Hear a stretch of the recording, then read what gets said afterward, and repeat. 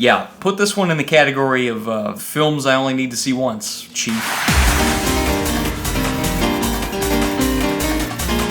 Welcome back to Reviewed in 5, the show where I go see a new movie and then rate it in 5 categories: writing, directing, acting, originality, and entertainment. Today we're talking about Killers of the Moon. And my goal is really just to keep y'all from making the same mistake I did, which was going into this movie excited to see it. Because, oh boy.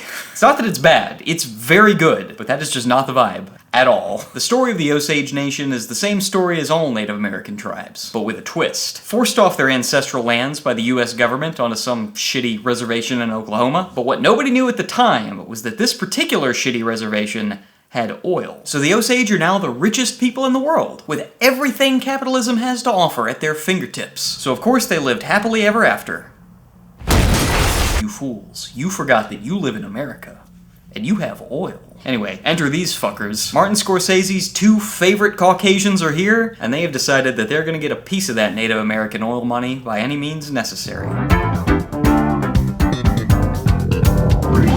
Going in not knowing anything about the true story on which this is based, this movie surprised the shit out of me. I thought there was gonna be some degree of mystery as to who the killers are, but no, you know who's doing that shit pretty much out the gate. This script is much more concerned with the why and the how. Martin Scorsese is leveraging an entire career of dramatizing crime on screen to show you exactly what white people were willing to do to take that money away from Native families. And it is 3.5 hours long. So you're gonna see it in excruciating fucking detail. You will feel dirty. If I took a shower for 206 minutes, I still would not feel clean after watching this. I waited for literally hours for this story to have any kind of moral redemption, waiting for somebody in here to do the right thing. And it never happened. But it's always like this close, so you can't look away from it. They really threaded a needle with this script. I hate how guilty and white this movie made me feel.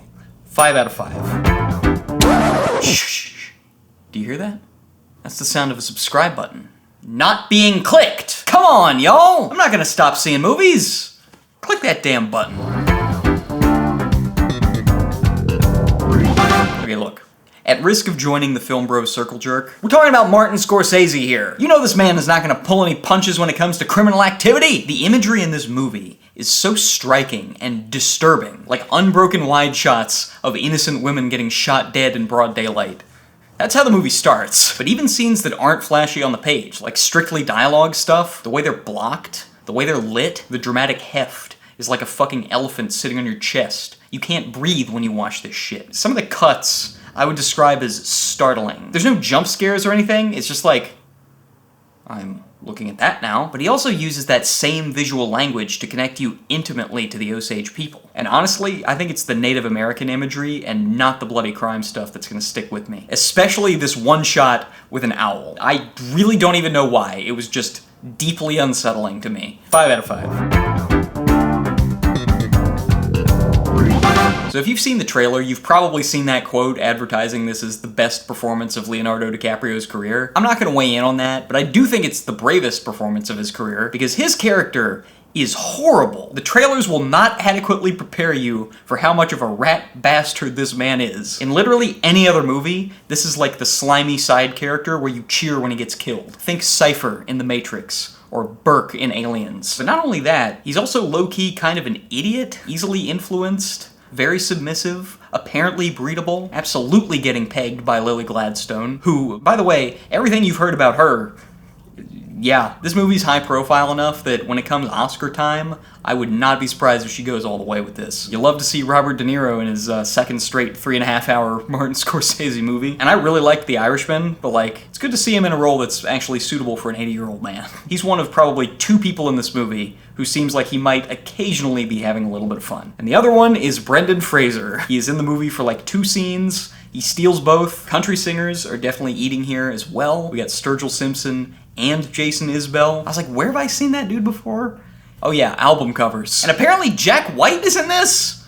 What? I mean, see if you can spot that motherfucker, because I didn't. But lastly, props to Scorsese, Renee Haynes, Ellen Lewis, and the whole casting department for mostly mostly. Not going with the super obvious faces Hollywood usually casts when it needs Native American roles. Because I didn't recognize most of the Native actors in this, and they were all great, so that really added to the immersion. 5 out of 5.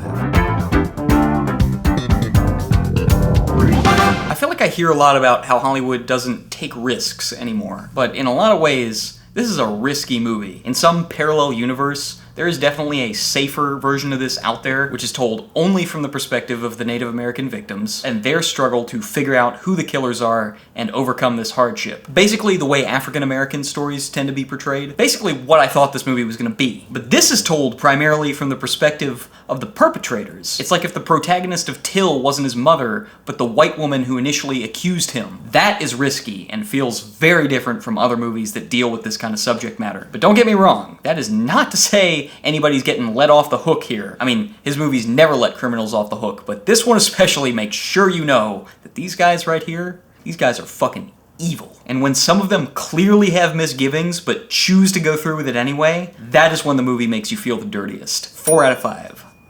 I hate it.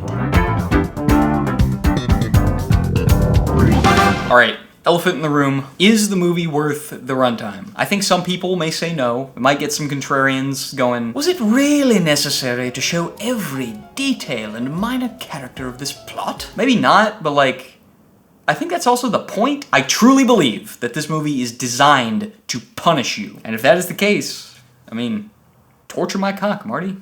It really is like watching a 3-hour train wreck. You cannot look away. I just realized that makes it sound like I'm saying this movie's bad. It's not. It is just fucking hard to watch. Like after about the first hour in the theater, you could not hear the crunching of popcorn anymore. And maybe that's because the movie is too damn long and they just ran out, but you could tell the vibe was that no one wanted to make any noise. 4 out of 5.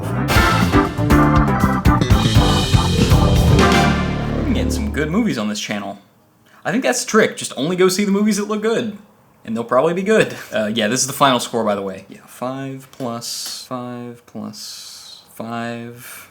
This is a lot of 5s. Yep, 4.6. I think this is the highest rating I am ever gonna give a movie that I never wanna see again. So, unfortunately, I will not be able to see any new movies this coming weekend because I'm going to Vegas, baby! Woo! I feel like Steve Carell in The Big Short. I need to find moral redemption at the roulette table. But after that, I'll be back. So make sure to subscribe. Hey, I'm serious. You better do it. I'll know. Alright, let me know what you thought of the movie. Let me know what you thought of the review. Yeah, I'll see y'all in a couple weeks. Peace out, men.